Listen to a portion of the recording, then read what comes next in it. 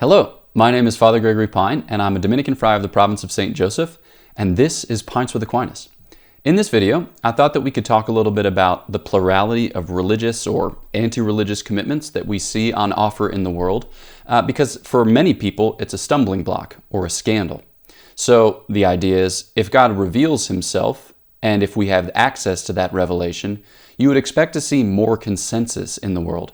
Instead, you just have a bunch of religious or anti-religious traditions, all of whom are absolutely certain of what they believe or don't believe, and aren't really willing to bend or to break in conversation with others. So how do you account for the fact that so many people can be so sure of so many things which are in conflict or which are even contrary?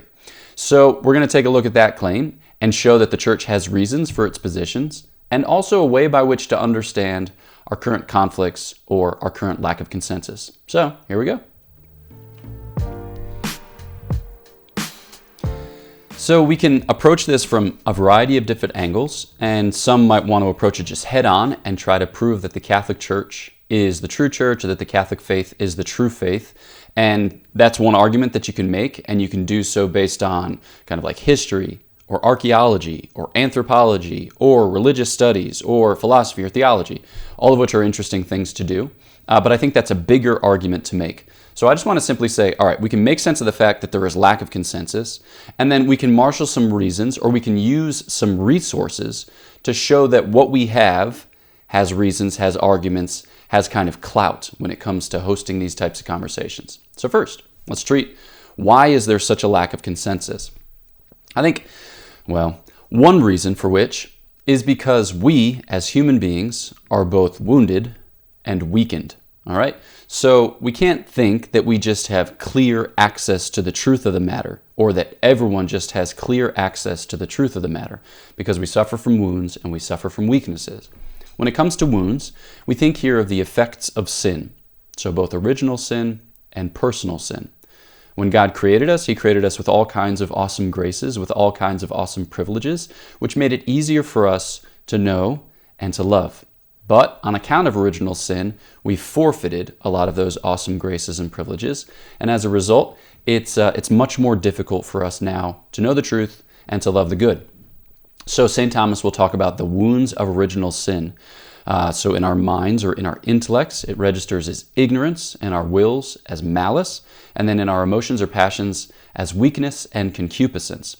So when we're reasoning, we're doing so, like kind of obscurely, also sometimes like twistedly, and sometimes we're doing it when we're all inflamed or stirred up by different passions.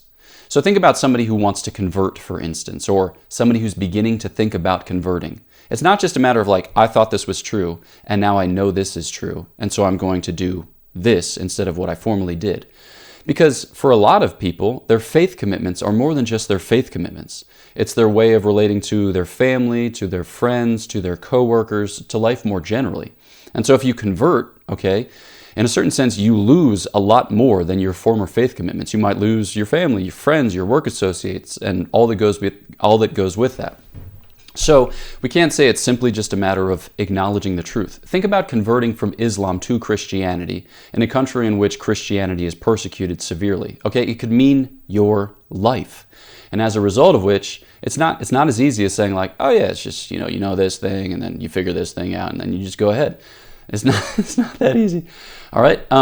So there's the fact that we don't have clear access to the truth on account of the fact that we're wounded, and that we're just limited as human beings. So we think in time, we think in steps, we think progressively, we come to the knowledge of the truth. So while, it's common enough that we'll make demonstrative arguments like, if A, then B, if B, then C, therefore A, then C, which is great. But we as human beings often take time to come to the appreciation of the truth of a thing.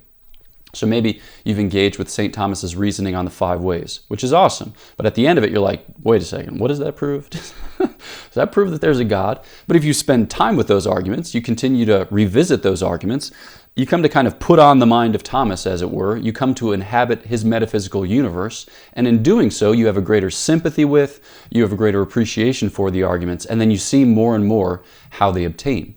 And I think that a lot of human life is like that. Human life is a life on the way. Human life is a life of healing from wounds, of strengthening from weaknesses, and of coming to a fuller and deeper appreciation of the truth. But when we look around the world at all like 7 or 8 billion people, everyone's at a different place on that spectrum or in a different place along that journey. And so there's going to inevitably be conflicts among people who see things differently, given their own subjective dispositions. And then you add to that the fact of counter-testimony, okay? So for us as human beings, we're very convinced by stories, we're very convinced by witnesses, we're very convinced by those who bear out the truth of their commitments. So Paul VI said famously in Evangelii Nuntiandi, if the world's going to listen to teachers, it's going to listen to the teachers who are also witnesses. So what we need is witnesses. Witnesses to the truth, witnesses to the gospel. But there are also lots of counter witnesses or counter testimonies which are given on a daily basis. So you can think about the sins of the church historically or contemporaneously, and that causes people to wonder, like, what's going on here if it gives rise to such wicked people, or if it gives rise to such mediocre people or lukewarm people, okay? So if we knew what we were, if we were what we were, we would set the world ablaze. But alas and alack, we ourselves are still kind of on the way. We're still converting. We're still growing in our faith. And the testimony that we give is going to be partial, imperfect, incomplete. Sometimes it's just going to be bad if we ourselves indulge in the life of sin in a scandalous and terrible way. So those are all obstacles to gaining consensus or to kind of telling forth the truth of the Catholic faith. And when people grapple with these different things, they're going to come to different conclusions for some of the reasons that we've described. But we have a kind of confidence that we can use reason, or we can use reason aided by faith in the context of these discussions to show that we really have chops, right? We really have reasons to supply for the things that we hold. It's not just like we're believing in the void. It's not like we're just holding on to something for dear life without any rational justification, because we can render an account, right? And first letter of St. Peter calls us to do so. I think it's the first letter of St. Peter. If it's the second letter of St. Peter, you will correct me in the comment box. Ooh, which reminds me, I'm trying to do a better job of doing videos based on comments in the comment box. So if you have something that you want to hear about, just write a comment. Father Gregory, could you do a video about this particular theme? And then I'm going to go each week and kind of scan through the comments and then pick out different video suggestions and then just record those for the following week. So you should see a pretty quick turnaround on those. If there are a lot of them, then maybe not as much. But if there are, just a few each time, then I think that we can probably work our way through them. So I want them to be a response to your questions rather than just hilarious things that I think of in the long and lonely hours of the night. So cheers to you. Drop some comments in with suggestions for videos, and we'll see what we can do about them. All right, so when God reveals himself in time and space, he reveals himself according to his divine wisdom. It's not just like God is saying, like, I'm going to do this or I'm going to do that. God does so for reasons, and those reasons are ones that only he can search the depths of, but he often gives us access to those reasons. He often does so with a kind of fittingness, or he does so with a kind of convenience, says St. Thomas Aquinas, such that when we gaze upon those mysteries, when we look at those mysteries, we see in them a subtlety or a delicacy or a beauty even, which commends the truth of them. So we can apply our reasoning, whether unaided by faith or aided by faith, to the different things that the Church proposes. And in the process, we come to a greater appreciation of what's at stake. We come to a greater appreciation of the way in which the gospel is proclaimed and how that's true. So I would identify 4 ways in which we can use reason in the context of the life of faith. So 1 is to use reason to argue about the actual doctrines themselves and to show how they are coherent, all right? And to deflect the arguments against those doctrines. So to deflect objections to the teaching or critiques of the teaching, and to show that those objections and critiques do not obtain. So to prove them, unavailing, to prove them unsound or invalid or whatever it might be, okay? So like, for instance, our belief in the Most Blessed Trinity is not something that we can prove by reason, but we can use our minds, we can use our reason to think about it and to show that there's no interior contradictions or internal contradictions, or that when people say there are contradictions or this can't possibly be the case, that their arguments do not obtain. So this would be the first use of reason, to apply our reason to the doctrines of the faith, to show how they are coherent, to show how they reveal something of the divine wisdom, to show how there's something in that doctrine to which we have access by, faith, reason, and reason aided by faith, and that we can use those to deflect arguments against. The second would be to argue that these doctrines of the faith actually illumine the human condition. So an example of this, and I'm drawing this from Father Thomas Joseph's The Light of Christ, which he published with COA Press maybe like 5 years ago. He says the doctrine of original sin, for instance, all right? It's something that we believe, but when we consider our human experience, it's very helpful to see it in light of original sin because, it just helps us to make sense of the reality. It helps us to make sense of the phenomenon. And if you don't have a doctrine of original sin, then things get crazy, all right? So you can think of 19th and 20th century utopian movements who were like, all we really need is just a good organization of society and whatever, sound intention, and we're going to make an excellent thing. And those experiments almost always end terribly, like with wife sharing and craziness. So if you don't have a doctrine of original sin, you tend in a kind of wonky direction. But if you do have a doctrine of original sin, then you plan for it, then you provide for it, then you account for it, and that often helps you to better organize whatever family life and societal life and then ecclesial life, so that way you're not constantly surprised by the weakness or by the woundedness of sinful man. So that would be the second.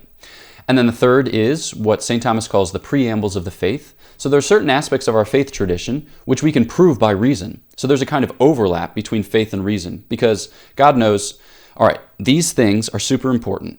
And in order for everyone to know them, I'm going to reveal them. Because if I didn't reveal them, maybe some people would arrive at the knowledge of these things, but it would take them a super long time and there'd be a lot of errors mixed in. And truth be told, it would probably only be available to wise people. So I'm going to go ahead and reveal those things. Examples of the preambles of the faith would be like the existence of God, or the fact that God is simple, perfect, good, one, immutable, eternal, omnipresent, infinite. You see where this is going. So there are things that we can reason to, and this would be like the domain of natural theology. But God goes ahead and also reveals them. So there's an overlap between the life of faith and the life of reason. But by virtue of the fact that we can prove these things, they show a certain legitimacy to our religious claims, and they give us, what would you say, kind of currency for the types of debates that we're involved in. And then fourth and finally are what are called signs of credibility or sometimes motives of credibility. And so there are things that testify to the truth of the faith which we hold, or testify to the truth of the church and its teaching. So you can think about like all the prophecy which is brought to bear in the coming of our Lord Jesus Christ, or which is fulfilled in the coming of our Lord Jesus Christ. Or you could think about the many miracles which our Lord performs, or the many miracles which are performed by saints. They testify to the fact that there's something going on here. Or you can think about the endurance of the church, the fact that it as an institution is still here after however so many years, sometimes years of managerial incompetence, okay? You can think about like the lives of saints, which testify to a certain radiance or goodness, which is at work within the life of the church. So these would be examples of signs or motives of credibility. They basically say there's something going on here which is worth looking into. All right, so it's more anecdotal, but you can structure those arguments in a way that's more disciplined and which people would respect in turn. So, in short, we shouldn't be scandalized by the fact that there are a plurality of religious or anti-religious commitments, given the fact that we as human beings are weak and wounded, and that we come to the knowledge of the truth as the end or as the goal of a journey, of a kind of pilgrimage, and that some people are more in earnest about that pilgrimage and some people are less in earnest about that pilgrimage, and that there are all kinds of obstacles or impediments to our acknowledgement of the truth, reasons which we might reasons for which it might be difficult to acknowledge the truth, or reasons for which we might want to resist the truth even. So we need to account for all of that in our model, as it were, of the true faith. But then we also have arguments which we can supply, and that's just what we do. So we can show that the doctrines themselves are coherent and that they don't fail on account of criticisms or arguments marshaled against them. We can show how the doctrines illumine our human condition, making sense of human life, kind of covering the phenomenon, as it were.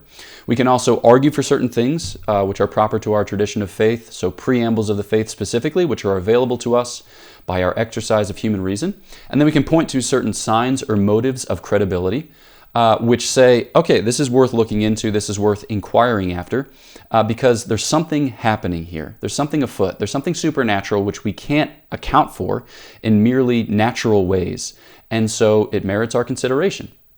And then, ultimately, at the end of the day, one of the greatest signs of the truth of the faith is your life, right? The way in which you live the faith that God has given you by a singular gift, which is a high calling because we're constantly subject to the criticism of hypocrisy. And, it's probably best just to admit at the outset, yes, I'm a hypocrite. I espouse these high ideals, not just ideals, but I have wed myself in faith and charity to this beloved God, and yet I betray him in kind of crass, stupid, and embarrassing ways on a daily basis. Would that it were not so, but we also need to be patient with ourselves. We need to be patient with our own faith commitments and the flourishing thereof, because God gives us a whole life to live, which doesn't mean that we should be dilatory about getting about the work of our conversion, but it means that we should be patient with God, who is patient with us, all right? Patient with the conversion, which will often take time to unfold in our life and to take hold of us wholly and entirely. All right, boom. So that is what I wanted to say.